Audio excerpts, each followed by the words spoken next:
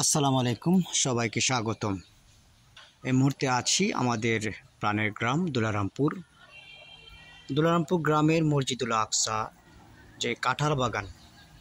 প্রতি বছরই কাঁঠাল বিক্রি করা হয় আমরা জানি, তবে কাঁঠাল পাকতে শুরু করেছে আসলে আমাদের এই বিভিন্ন অঞ্চলে আমরা দেখে থাকি। তবে একটি বিষয় সবচেয়ে ভালো লাগে, যখন এই জাতীয় ফল কাঁঠালগুলো দেখি অনেকটাই ভালো লাগে।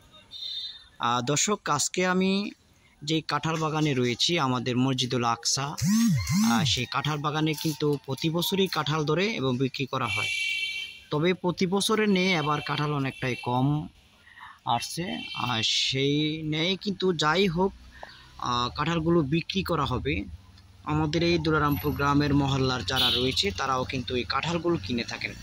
তবে এই কাঁঠালগুলো বিক্রি করে মসজিদের উন্নয়নের কাজে কিন্তু এই টাকাটা ব্যবহার করা হয় আমরা জানি। তবে আমি যতটুকু জানি কাঁঠালগুলো কিন্তু অনেক সুস্বাদু, অনেক মজাদার হয়।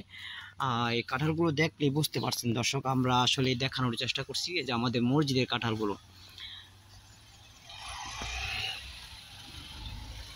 এই পরিবেশটা দেখলেই যেন মনটা ভরে যায়। আল্লাহর কি নিয়ামত, রিজিক এত সুন্দর করে অনেক রিজিক দিয়েছেন আল্লাহ তাআলা, যা দেখলে অনেকটাই ভালো লাগে। আল্লাহর কাছে শুকরিয়া আদায় করতে হয় সবসময়। আল্লাহ তাআলা মানুষের জন্য অনেক কিছু দিয়েছেন, রিজিক দিয়েছেন। ইতিমধ্যে আমাদের বাংলাদেশের একটি জাতীয় ফল কাঁঠাল।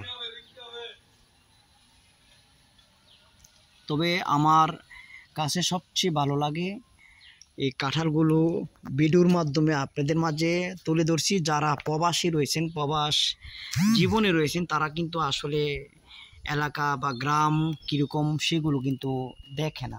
তো এই জন্যই আপনাদেরকে এই ভিডিওর মাধ্যমে আপনাদের কাছে পৌঁছে দিলাম। অবশ্যই শেয়ার করবেন।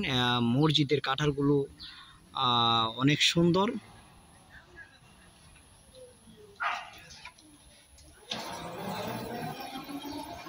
এই গাছটির মধ্যে গত বছর কিন্তু অনেক কাঁঠাল ছিল, এবার কিন্তু কাঁঠাল বেশি একটা নাই।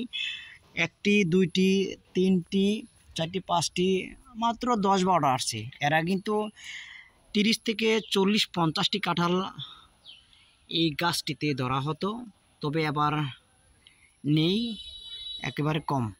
সব কিছু আল্লাহর দেওয়া, সব কিছু মেনে নিতে হবে আমাদের। তবে এই গাছটিতে কাঁঠাল, অনেক কাঁঠাল আসছে দেখতে পেয়েছেন। তবে অন্যান্য গাছের মধ্যেও অনেক কম এসেছে এবার বছর।